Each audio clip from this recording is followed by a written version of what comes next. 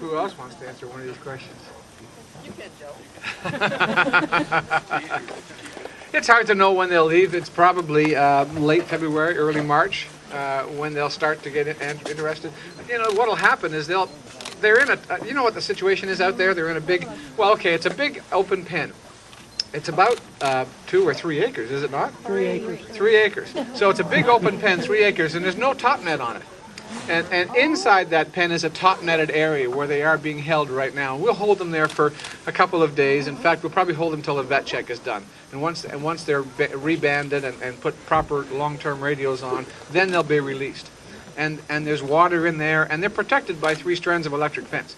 And so they'll just forage around, and then one day they'll realize they can fly out, and they'll go off and they'll forage in the marsh, and they'll come back during the day. And Beverly and Brooke and some friends from Disney will come and you know, with costumes on and show up at the end of the day, and they'll fly in, and that way they're inadvertently protected by the electric fence overnight. And then one day they'll just take off, and they won't come back. That's right. Together. Pardon me? Will they migrate together? Well, they generally do. You see, whooping cranes are not colonial birds. They don't form together in big flocks like sandhill cranes. Like a migration of whooping cranes is generally 2 parents and 1 chick. That's it.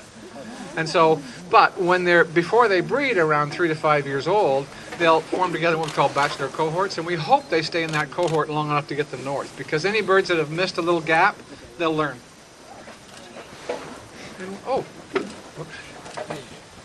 And Brian and Jane. There they are. They just arrived. Come on up here. This is Brian Klaus and Jane Chandler from Patuxent Wildlife Research Center. Brian has been on the migration so long he didn't have a beard before he started. In fact, his hair was black when he started. And Jane Chandler just came down just yesterday to help out monitor these birds and look after them while we take the rest of them south. Jane is the flock manager at Patuxent Wildlife Research Center, and we really appreciate all their efforts.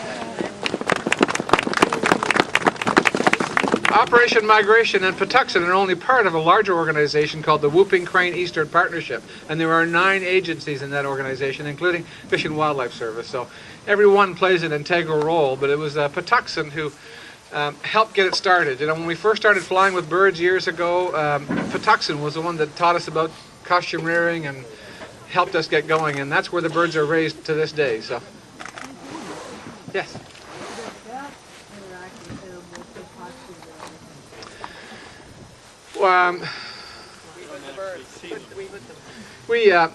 The vets wear costumes. When we do the check, we'll build a little shelter.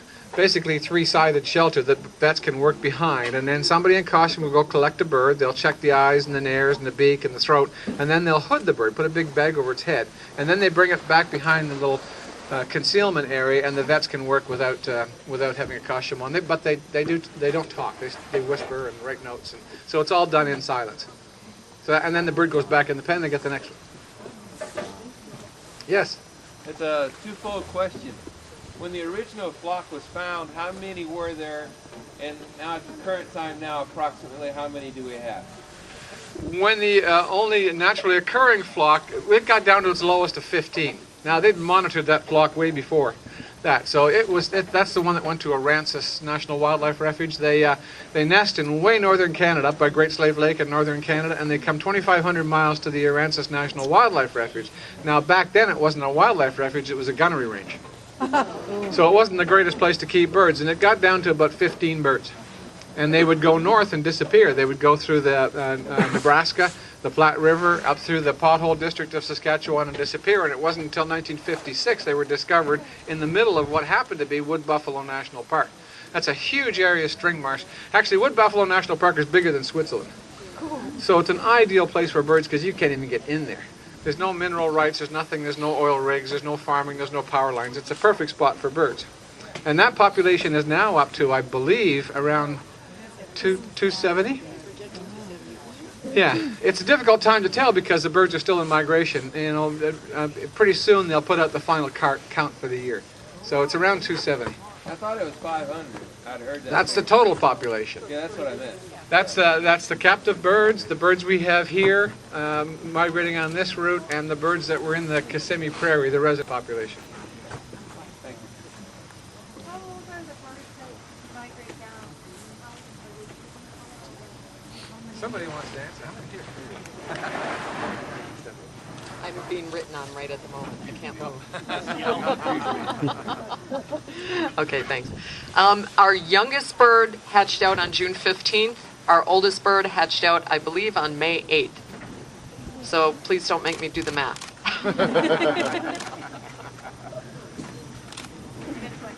Yes. Can you tell us something about the imprinting process? How you teach them to follow the plan? Well, the imprinting is a natural process that precocial birds do.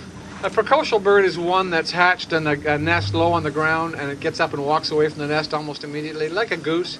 You know, an altricial bird is like a robin that stays in the nest and can't see, and its eyes are closed, doesn't have any fuzz on it, can't feed itself, and it stays there till it flies. An altricial bird is one that just gets up and walks and follows the parent almost immediately. And so that's a natural instinct for them to imprint on their parents, otherwise the parents are leaving and they'll miss them. So all we do is capitalize on that natural instinct. And it starts by playing a recording of the aircraft engine and an adult brood call when the chick is still in the egg. When they punch a hole in the egg, it's called pipping, and it may take several hours to hatch. We start to communicate with the bird then. And that happens at Patuxent Wildlife Research Center, where Bev and Brooke are, and that's Jane's in charge of that project there. I should let Jane answer this question. She knows a lot more about it than I do. And so okay. So the second stage in the training, the primary stage, is what we call a circle pen. We take one of our aircraft, like the one here, and leave the wing off it, and we have a pen that's about 30 feet in diameter and about 2 feet high. We put the chick on the inside, the aircraft on the outside, and that way the chick's protected from the wheels and the propeller, and we taxi around the perimeter. Now, what you have to understand is that if we're trying to get, say, 18 birds, we've got to start with, say, 26. Now, they've got an age spread of around 40 days, but we're always working with a number of birds.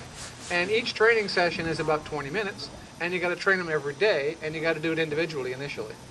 So you can do the mathematics and figure out how much work that is. And you can't do it in the middle of the day when it's really hot. So at Patuxent, these people work really, really hard. It's long, long hours for months. A lot of work. So that's the primary method, and then they're shipped off to Wisconsin. Yes, there's... One of my students wants to know if you have to teach the cranes about thwarted predators like alligators. So how the heck do you do that? I don't feel like answering all the questions. Brooke, answer that. I have an alligator suit. We picked the shortest member of our team to put the suit on. No, her bite isn't that bad, really. No, we don't work with alligators in any way. And even though I'm missing some fingers, I've never played with an alligator, and we don't subject the birds to alligators. We do, basically we wire the pen, hot wire the pen to keep predators out, and we have traps out. The refuge has gotten rid of a lot of the predators, chased a lot of the predators out that we anticipated might be in the area of the pen this year. They've done a great job. So, but we don't have a little, like a pet alligator that we subject the birds to and then use an avoidance technique. Yeah. Yeah.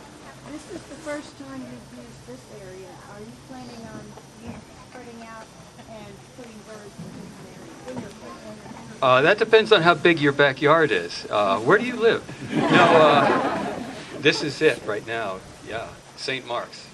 Yeah, this is where we're branching out to, and we're very, very happy to be here. Believe me. Yeah, some of us have been trying to get here since February 5th, 2 years ago, and we finally made it. So we're very, very pleased.